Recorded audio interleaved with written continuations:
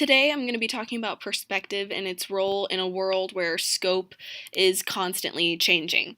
I'm going to start by talking about synesthesia, which is defined as a condition in which someone experiences things through their senses in an unusual way. So some people taste their memories or they physically feel images that they see.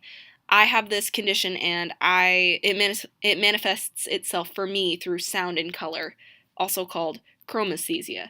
So when I'm hearing my voice, I'm seeing on a black landscape in my mind this wavy red line that's kind of constantly changing. When I'm hearing a clock tick, I'm seeing these squarish, blocky tick marks with each tick. Or a more complex example is the song Superstition by Stevie Wonder. The bass line diminishes as the song goes on, and then the blocky trumpets come in, and then Stevie Wonder's voice is smooth and red. These are the colors and the shapes that I associate with the different aspects of this song. Synesthesia has other forms as well, with different numbers, with different letters of the alphabet. A is red, B and C are yellow, D is orange. For me, the same is true with for A through G, the notes on the piano. So when I hear the note D, I associate it with the color orange, and I'm able to identify it in that way. And something a lot of people can relate to are days of the week having a color associated with them.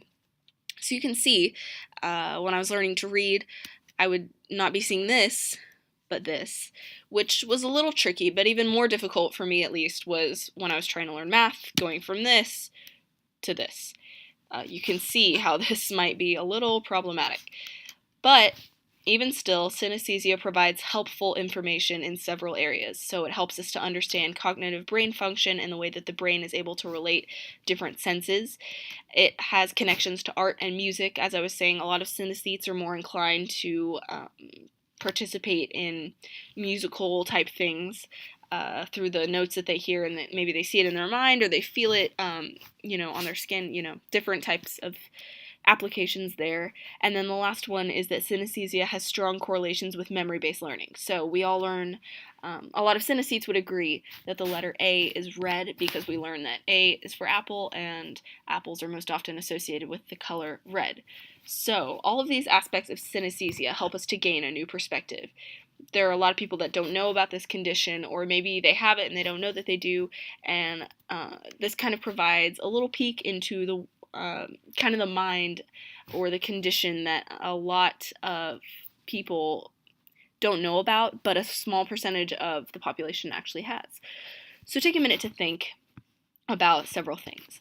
What are aspects of your memory and experiences that are unique to you, things that it seems are only part of your experiences, and then what is something that it seems no one else can relate to, something about you that seems special to you. So for me, this would be synesthesia.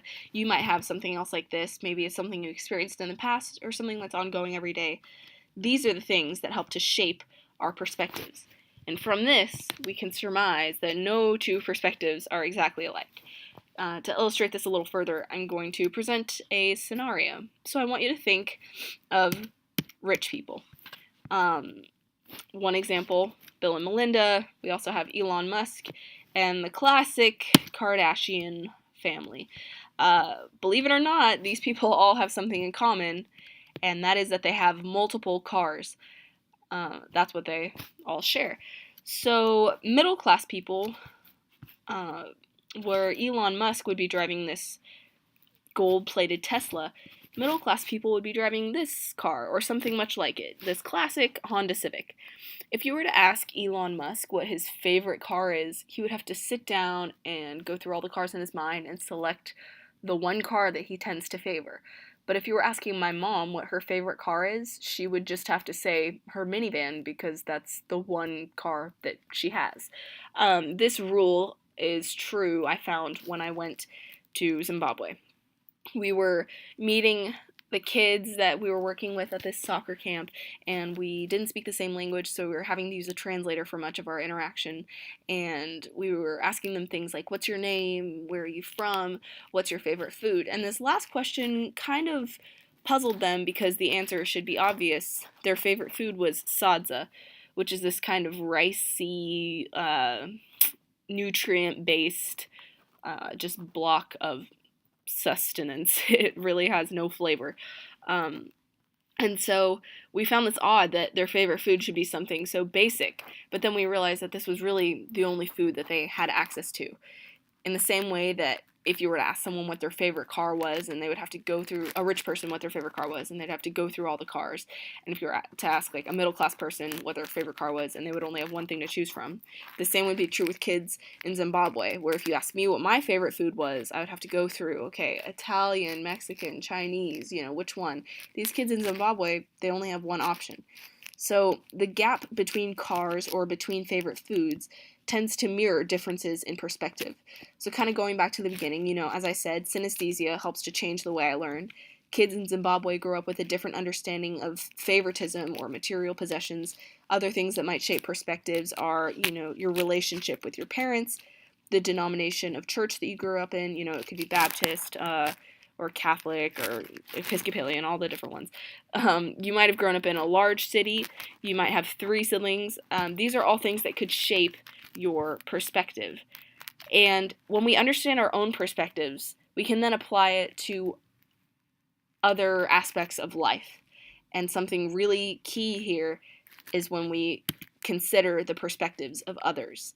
This is really important in pretty much any situation where it's not just you. In work settings, if you're thinking about the perspective and experiences and interests of your bosses and coworkers and people you're hiring and firing, you can help to understand them more. Communication is kind of streamlined. It's easier to empathize with them.